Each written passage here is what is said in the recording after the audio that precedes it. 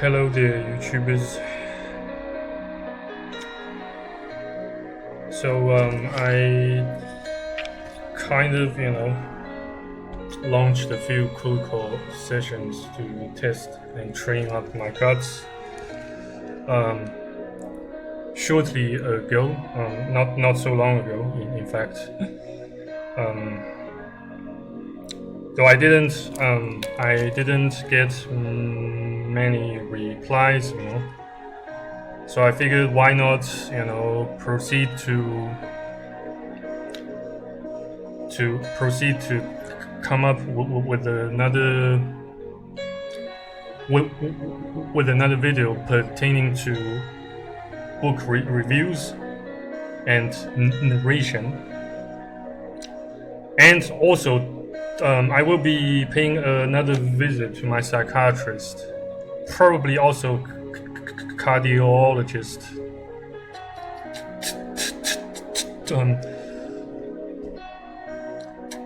tomorrow morning, very early in the morning. Well, not that early, but that still means I will have to get up rather early and get my game faces on quite a bit. And whatever the outcome turns out to be, I can guarantee that I will have to spend each and every day of my remaining life, in a worthwhile and fairly productive fashion. As time elapses, as days go by, we will have fewer and fewer time. That, consider that a guarantee. An end all be all proverb that pretty much dictates our lives.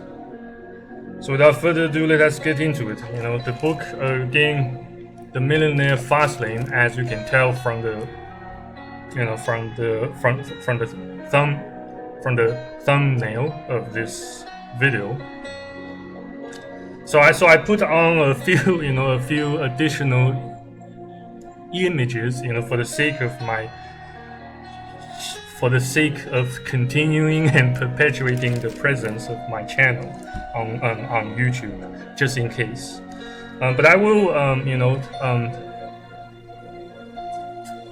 turn them off for the vast majority of this filming session.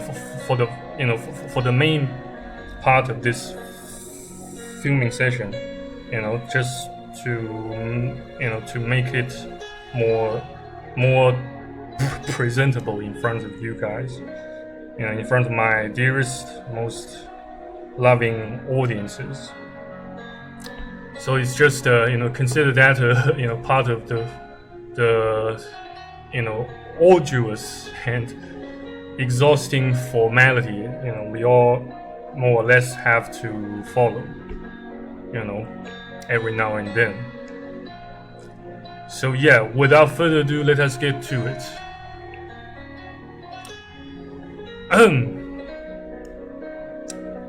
So in this filming session, I would like to go through with you guys chapter or fastlane 35 of the book, Rapid Wealth, the Interstates. I suppose it can be quite mind-blowing and eye-opening. Not to all of you guys, but I suppose it will serve as a potent wake-up call for those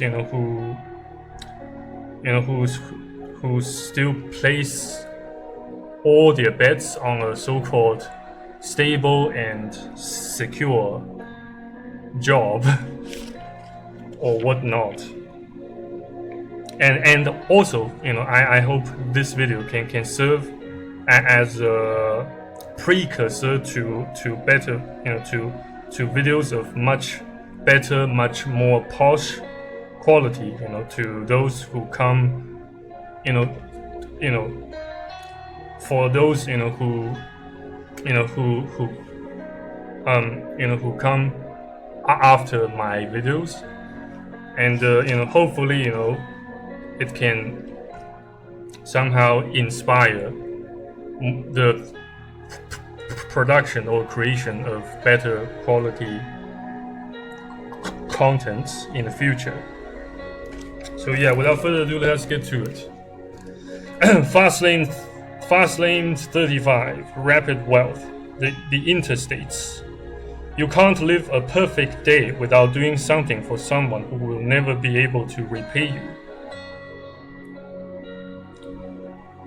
By John Wooden.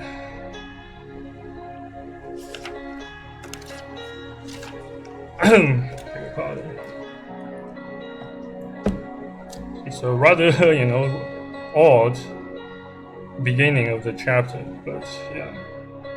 The crossroads. If you want to get across the country, drive the fastest roads, not the slowest. Seems logical, except when it comes to financial independence. Instead of driving the fastest roads, most people drive the slowest, and in some cases, a road that won't even get them there. Starting a business is a big decision. Treat it with cursory interest, and your business resembles a hobby. And businesses that are run like hobbies pay like hobbies. So that says you kind of have to fully dedicate your time, your life to the business entity you prepare to establish, so that it can serve you as a cash cow or money tree. Yeah.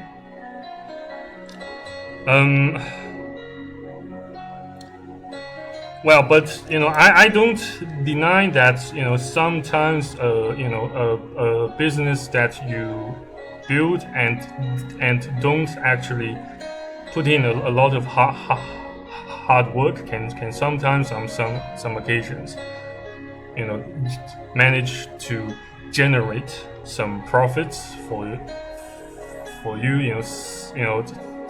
For example, like if you have a YouTube channel, and somehow some of your videos, or even just one of your videos, somehow hits the sweet spot of YouTube's harlot or lady algorithm. Yeah, it's just sometimes, but not every time. Yeah. So back in my mid-20s, I dabbled in a variety of businesses with no lasting success. It was the crossroads of my life, and my latest job flavor of the month was driving limousines. Sure, I took the job because I had bills to pay, but I had other motives. Infiltration. I thought I wanted to own a limousine company. Having never been involved in the limo business, I figured I'd get a job in the business and learn the ropes. After a year in the business, my opportunity, my crossroads, arrived. The owner of the limousine company put the company up for sale and offered it to me for no money down. Here was my opportunity, a chance to own a limousine service. Except there was one problem.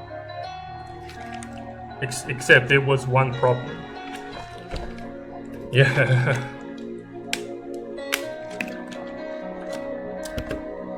Have to keep, constantly moisturize and re-moisturize my throat. I was torn. Just weeks earlier, I decided to move to Phoenix and was preparing to move. Now this, should I stay? Also, after watching the current owner dredge the constant demands of the business for over a year, I realized something very potent. I didn't enjoy it. The business was 24/7 with a lot of early mornings. Me, I'm one cranky bastard in the morning. So am I. Just a bit of another side note. I pretty much, I pretty much slept for the whole morning today, except that I had to ingest my antidepressant. So, and that says I have to first of all consume some food in order to minimize the hurt. The pills may do to my body, particularly to my digestive system. So I had to eat something before I took the pill. So yeah, so I had to stay up for around 30 minutes minimum, or an hour top. But other than that, I pretty much slept for the whole morning. I just felt so drained, so depressed. But I managed to get back in shape. In the afternoon at around 12:40 p.m.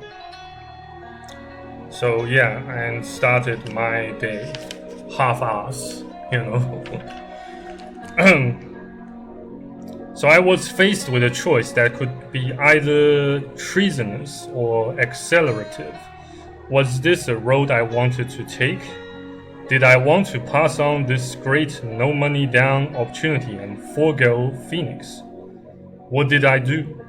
I compiled my weighted average decision matrix, WADN, to give me clarity. Yes, I really use the stuff. I really use the stuff in this book. Obviously, Phoenix won and I didn't buy the limousine company. But what was in that decision matrix that helped me identify the right road and the right course of action? I knew the 5 fastlane commandments and which roads of business had fastlane purity, and I knew the odds of implementation of both. Fastlane purity, 5 commandments. Thou shalt not invest in a needless business. Thou shalt not trade time for money. Thou shalt not operate on a limited scale. Thou shalt not relinquish control. Thou shalt not let a business startup be an event over process.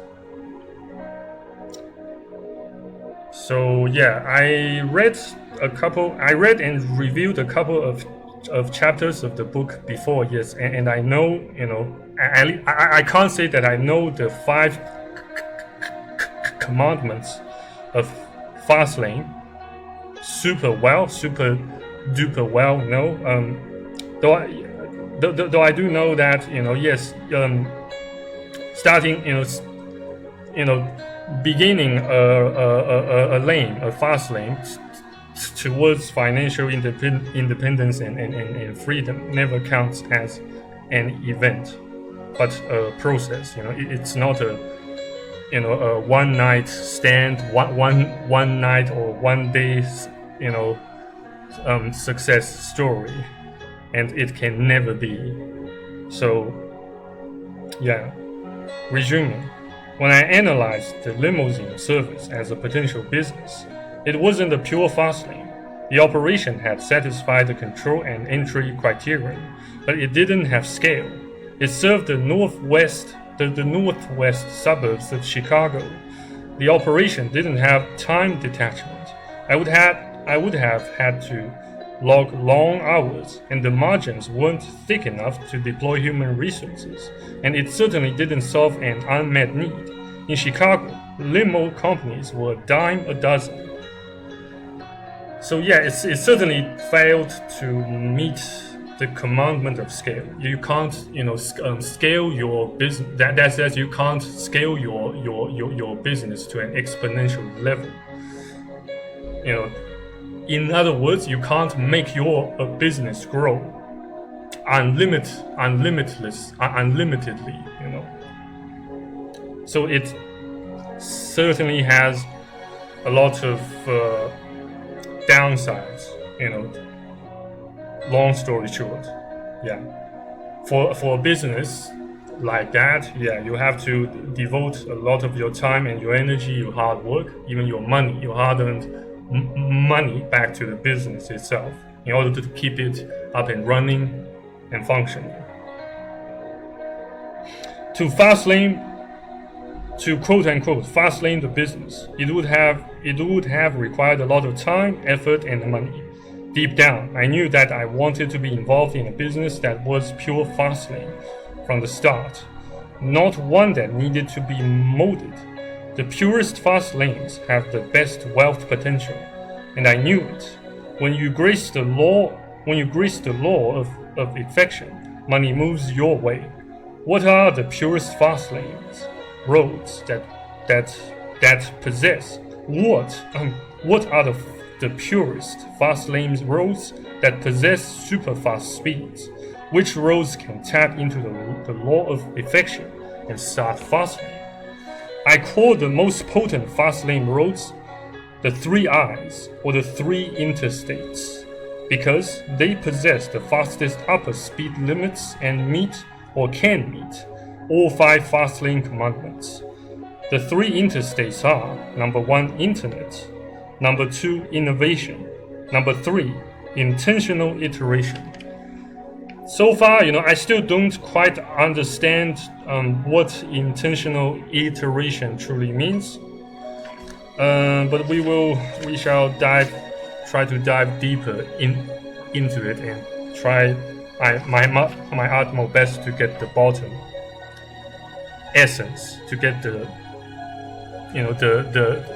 essence of such sort of model, method, or concept. Yeah. Despite how dumb I consider myself to be. Each interstate road is an umbrella for dozens of other roads. Put all 3 together and you have hundreds of roads available for your travel. Let me lower the volume music. Yeah. Put all 3 together and you have hundreds of roads available for your travel. Potent fast lane number 1, the internet. The most potent interstate is an internet business. The internet has made more millionaires in the last decade than any other medium out there. The internet has and is destroying old hardline industries such as travel agents, stockbrokers, newspapers, and magazines. The internet is the shark of the fast lane. The internet is where I found my fortune, and it is one reason why I declined my opportunity to own a limousine company. The internet is the best fast lane available because it immediately obeys the 5 commandments to the fast lane. Assuming a need-based premise, it naturally scales to a worldwide audience. It systematizes to automation via computer systems. It is a medium you can control. Unfortunately, most don't, and its barriers are still strong enough to prevent everyone from entry.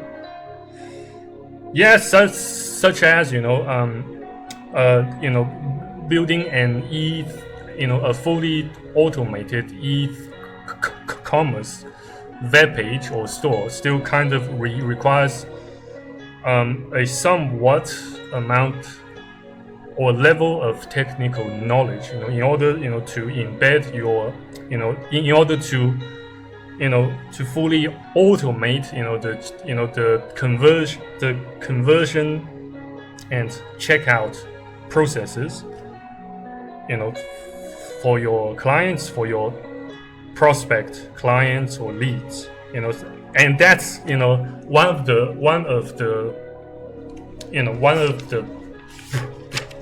the side quests, one of the side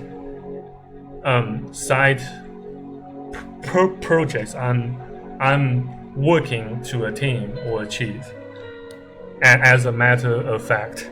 I'm still learning. I'm still trying to blast through the vast amount of information overload as well as decision overload out there and here. So that has to be, the barriers, the author mentioned here when it comes to, building a fully automated business on the internet / on the interweb. Internet business models wrote fall into seven broad categories. Number one, subscription based. Offer users access to data, information, or software and charge a monthly fee. Data can be leads, sales information, a proprietary database, or good old-fashioned pornography. When 10,000 people pay you $9.95 per month for your information, you are boiling the fast lane. When I owned my company, I paid for many web services, all subscription based, from data analytics, who is visiting my site, to affiliate management, who wants to offer my service. One particular company ran a website monitoring service that kept track of website uptime. On its homepage, it advertised how many clients it monitored. At the time, it listed 20,000 clients served, and I was paying $50 per month for service. Assuming my fee was average, 20,000 times $50 equals $100 in gross revenue per month. This is a perfect example of an internet business in which the business is the system. No products, no shipping, no headaches. I'd speculate that this website enjoys a margin of 75% and nets in a 7,500,000 range.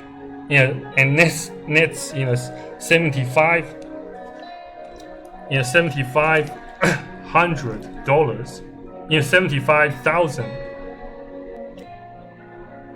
Well, yeah, $750,000 range per month. How quickly would you become a millionaire earning $750,000 per month?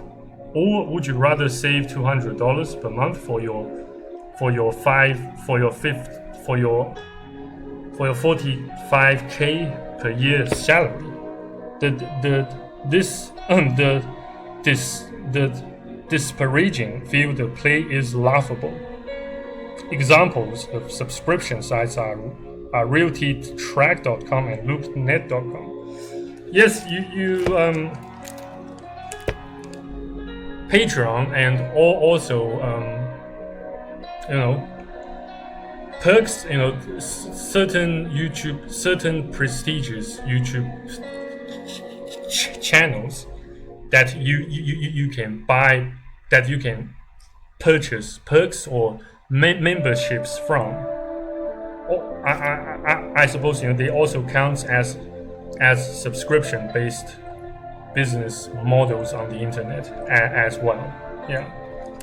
And then we have content-based. Content-based models are online news magazines and blogs that disseminate information to a particular niche or industry. These services provide content for free consumption and sell advertising to parties who want to reach those eyeballs. My Fastlane forum can be considered a content-based revenue model. I consider content-based revenue models the most difficult for success because entry barriers have significantly declined and its success is predicted on high traffic. Also, content systems heavily engage in affiliate programs, which is a hitchhiking structure. Definitely, it's we can't simply, one can't simply ignore the hitchhiking structure or the hitchhiking nature whenever we attempt, to build a scalable business entity or undertaking on the interweb. Since whenever we, no matter how we try, we will have to hitchhike, more or less, since we will have to use a third-party platform or system, developed and maintained by a third party. I suppose that is quite inevitable.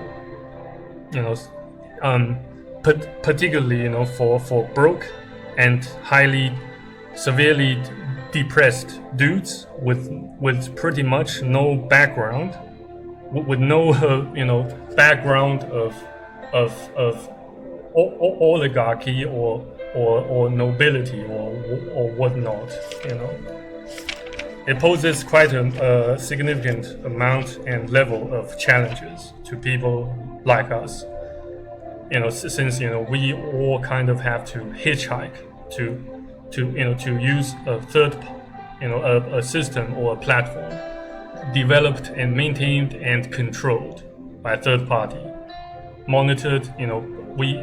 We kind of, both willingly and unwillingly expose ourselves, to the risks of hitchhiking, the risks of getting cancelled in a blink of an eye, or overnight, for just saying something, either for saying something stupid, or for saying something or posting something potentially controversial.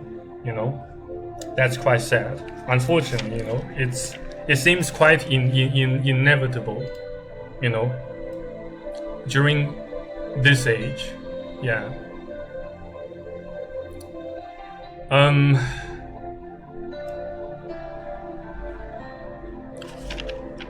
So next we have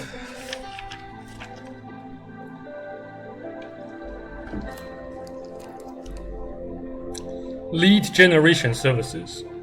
Lead generation. Number 3, lead generation. Lead generation services often provide a service to consumers while simultaneously aggravating a non-homogeneous industry. This is what I did for the limousine industry. I put a highly fragmented industry into one centralized source, brought consumers into the mix, and sold that consumer information to limo companies. Lead generation is popular with fragmented industries, where the industry players consist of mostly small to medium-sized businesses. Lead generation in the airline business probably won't work, while lead generation for plastic surgeons would. Lead generation solves 2 needs. Number 1, the consumer's desire to save time and money, and number 2, the business owners need to find new customers inexpensively.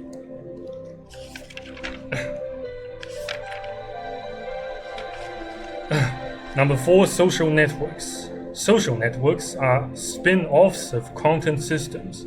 Instead of pooling content for eyeballs, people are pulled into groups or tribes. Facebook started off as a pool for college-aged students and evolved into a generic social network for all ages. MySpace targets the high school crowd. LinkedIn hits the upwardly mobile professional. Social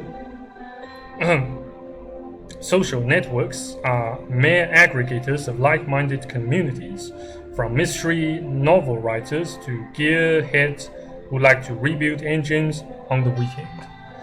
I suppose Reddit also counts as a social networking platform, kind of, but in a different sense. With some vastly different aspects and upsides and downsides, from Facebook, from LinkedIn. I suppose Facebook and LinkedIn, these two, they bear more similarities to one another, in contrast, to Reddit. Though I'm not a frequent user of Reddit, so yeah. Number 5, brokerage systems. Brokers bring buyers and sellers together and facilitate transactions. They are market makers for a particular industry and earn money typically on each transaction. Examples of known brokers are PayPal, Airlines,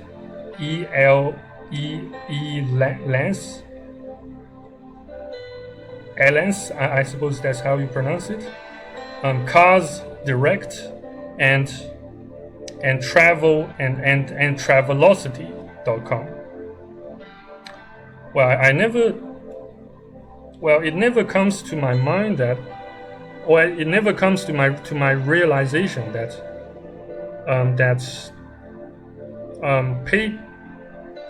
PayPal serves as one of the brokerage payment systems.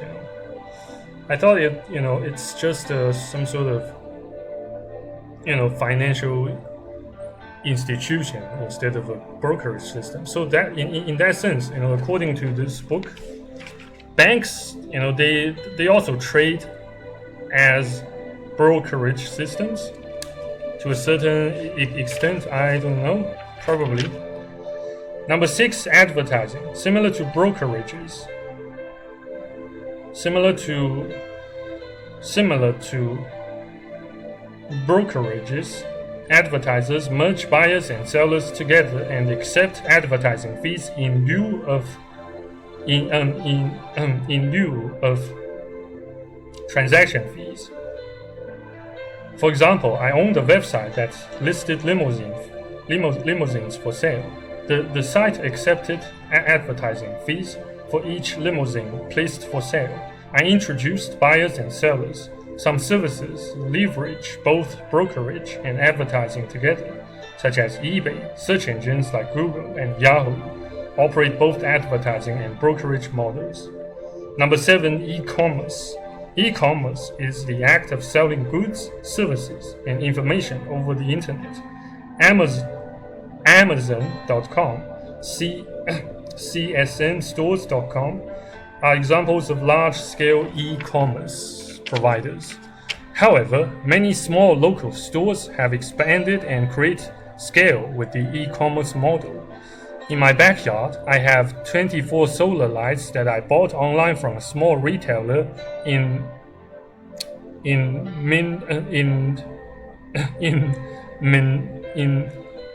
Minnesota that all operate an e-commerce store. Just years ago, that store was local with no scale. Now with an e-commerce presence, they are worldwide and are selling products to retired farts in Phoenix.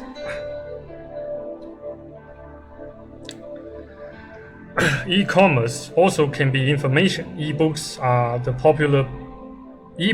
most popular form of information distribution on the internet. When I sell my book in e-book form on the internet, I'm engaged in e-commerce. I can sell books out of my trunk by sitting in the parking lot at Arizona State University, or I can set up a website and sell books to folks in Europe.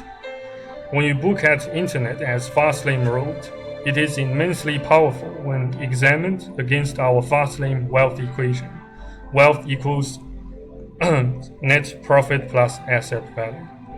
Within the units sold variable within net income, the world becomes your upper limit when dealing on the internet.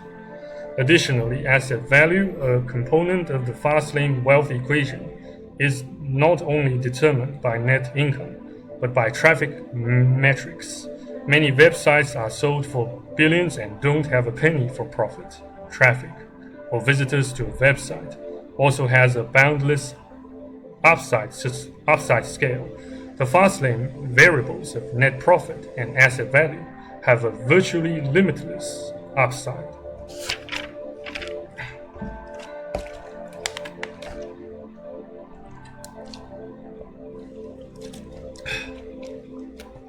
So here comes potent fastlane number 2, innovation. Innovation is another broad stroke of fastlane purity and encompasses many roads. It is a good old-fashioned way to get rich: invent a product, service, or piece of information, manufacture it, and then distribute it.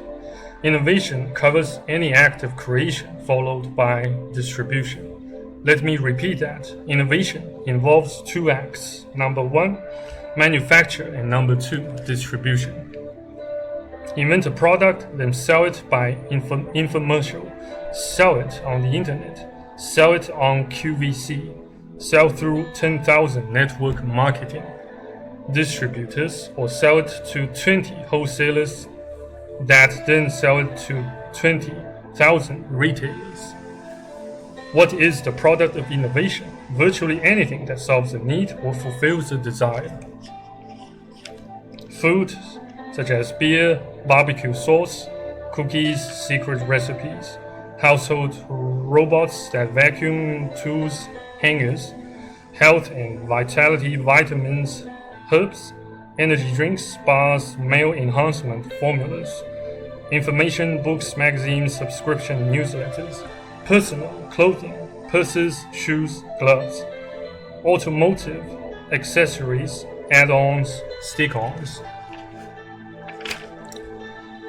Yes, plenty of products you can attempt to sell, but it remains another whole different story as to whether you can generate a decent amount of profit by so doing. You know, you have to maximize your exposure to your viewers, to your buyers, to your prospect, to your potential buyers in the first place. And first and foremost, you have to pinpoint the need throughout the whole market, or maybe in your more domestic area or niche of market, at least. So that you can make a scalable number of sales in a relatively short duration of time. So inventing is still recognized as the default get-rich-quick method out there, and yes, it is alive and well. However, don't be fooled. Inventing isn't really about inventing the vehicle, the telephone, or the goofy Segway. The core activity of inventors is just taking something and improving or modifying it. Take something old and stale and make it better. Take an underexposed product, make it your own, and reintroduce it to the world. Take something unconventional and make it conventional. Yes, such as tablets, iPads, blah blah blah. On TV, I watched a successful entrepreneur interview in which the inventor simply repackaged vodka from boring old clear bottles to colorful bottles with razzle-dazzle. In fact, for my birthday, I received a skull-shaped bottle of vodka. Vodka has been around for centuries. Yet an entrepreneur took a stale product and added an element of uniqueness and differentiation. Sometimes it's that simple. My favorite example is the Snuggie, an oversized mass-marketed blanket with arms. The product concept has been around for years, but they took the concept, repackaged it, remarketed it, and whang! 40 million sold later. They had a blockbuster. Shit, why this chapter is so freaking long? Yeah, just 1.5 page remains. Innovation is a dual challenged process, manufacture and distribution. Inventing a product that solves a need is half the battle. The other half is getting your invention into the hands of millions, which involves a variety of distribution channels: infomercial, sell via mass media, retail, sell to distributors and wholesalers, and direct marketing, sell via print media, postal mail, internet.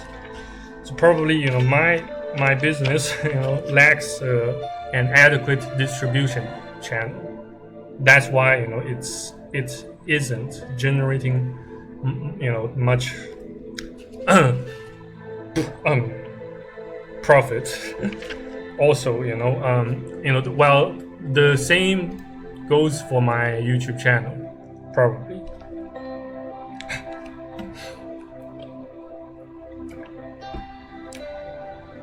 For example, when I wrote this book, I was the means of manufacture. I wrote it, put it together, edited it, and had it physically published.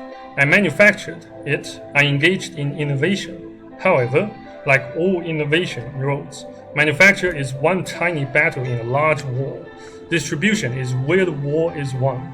A great product is worthless if it doesn't get into the hands of people, and that requires distribution. For my book, I will need to leverage Amazon, a distribution system, book distributors, wholesalers, and the internet, another distribution system, if I am to succeed. Yes, my product innovation can be something you invent, yet is manufactured in China, or an e-book you write in a weekend. Innovation from books to products is fastlane.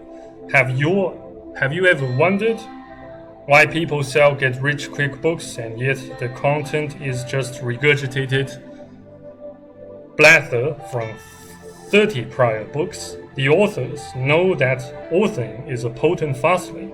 The challenge of any authoring fastlane is never the book or the words themselves. Some of the greatest books in the world go unread, while the mediocre stuff sell millions. The difference lies in marketing, public relations, and just good old-fashioned business know-how.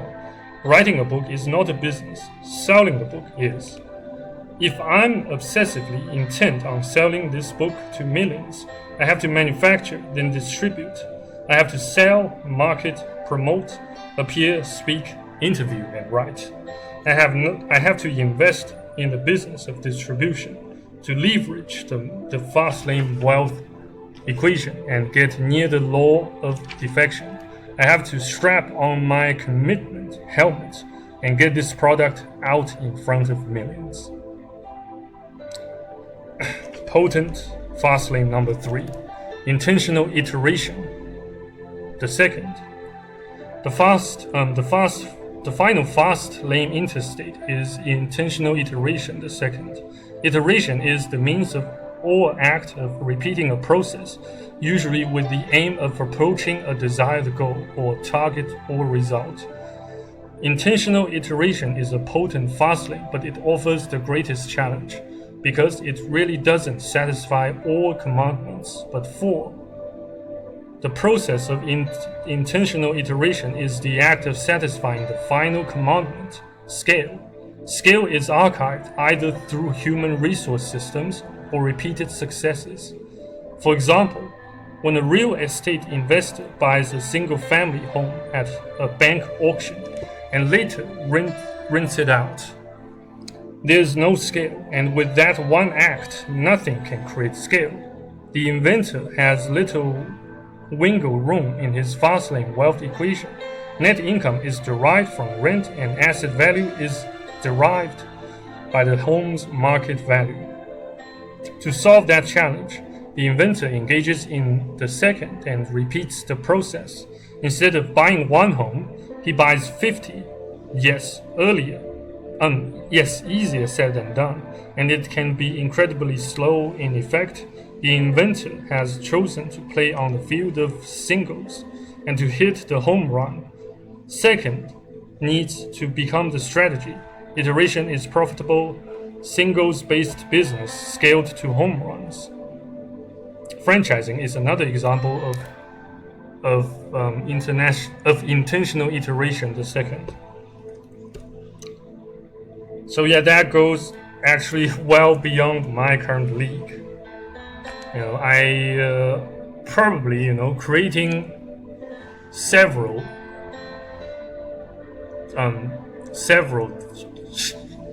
channels on YouTube can also be considered some sort of intentional iterations, but well, provided that those channels you create on YouTube house or host vastly different or distinct contents from one from one to another. That may count as intentional iteration, and while you compare and contrast the metrics or the statistics you gathered, your channel gathered and created or attracted or attracts over time. So yeah, probably that's my speculation. Yeah, consider that merely information for the purpose of general reference only. Yeah, don't use it. Don't use it as don't take it as any sort of business advice or professional recommendations pertaining to making an investment or financing, blah blah blah. A bit of fair disclaimer here in this video, verbal disclaimer. I will also add a bit of disclaimer here in the description of this video later. So if you build a small store with a goal of intentional iteration, your goal isn't one store, but hundreds, perhaps thousands, through the act of chaining or franchising. The intentional iterator goes into business to cookie cut his system across many successes. A small store often starts out as a violation of 4 commandments, but can quickly transfigure into a full-fledged fastlane venture with iteration. A small store often starts out as a violation of 4 commandments, but can quickly transfigure into a full-fledged fastlane venture with iteration. The fastlane franchising premise is to build a local business defined by systematic processes, then franchise the concept nationally or worldwide. Does that mean you kind of transfer? You throw away some of the stakes and risks to your franchisees, to your investors somehow. Yeah, the iterator's goal is to replicate and sell a concept, a brand, and a system, and remove himself from operations. While your little deli might not be particularly fastlane, it could be turned fastlane by the process of intentional iteration, the second, through franchise or chaining replication.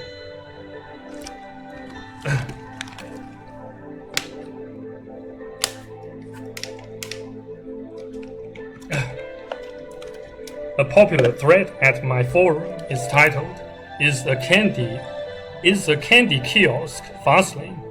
A forum user wanted to know if having all automated candy kiosks in mall constitutes. A forum user wanted to know if having automated candy kiosks in mall constitutes a fastlane plan as a standalone. No, but with intentional iteration, the second, fastlane baby, One kiosk in one mall isn't going to make you rich because it's a singles-based business. However, 200 kiosks in 50 malls might, just might, you know. Yeah, notice that the author here says might, so that means he still doesn't guarantee the success. You know, even if you have 50 functioning or fully functional kiosks in 50 malls or even more, it might still not make you rich. But you know, it carries the possibility, you know, the opportunity. You know, there's no certainty here, only opportunity apparently. Because it creates net income, scales an asset value, and makes a bigger impact of magnitude. Intentional iteration is the fastlaner's response to limited scale. Chapter summary: Fastlane distinctions. The best fastlanes satisfy all 5 commandments: control, entry, need, time, and scale. Assuming a need-based premise, the internet is the fastest interstate because it overwhelmingly satisfies all commandments. Innovation can be any variety of open roads: authoring, inventing, or services. Inventing success needs coupling with distribution.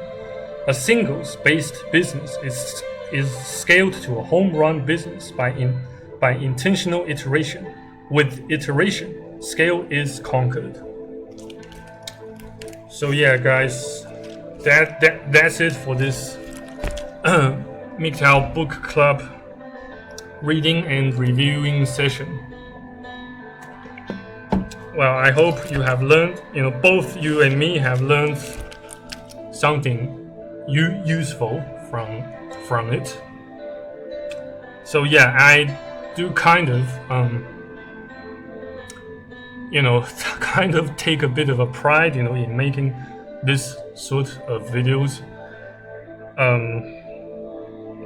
Well, since you know, I'm trying to do my best to overcome depression and stuttering and the grief of losing my old man and my grandma in a mere you know, in a little more than 3-year period of time. So yeah, anyway guys, thank you very much for watching and listening to this video. I hope you have a lovely day. Cheers, if God's still willing. See you next time. Au revoir. Take care. Bye.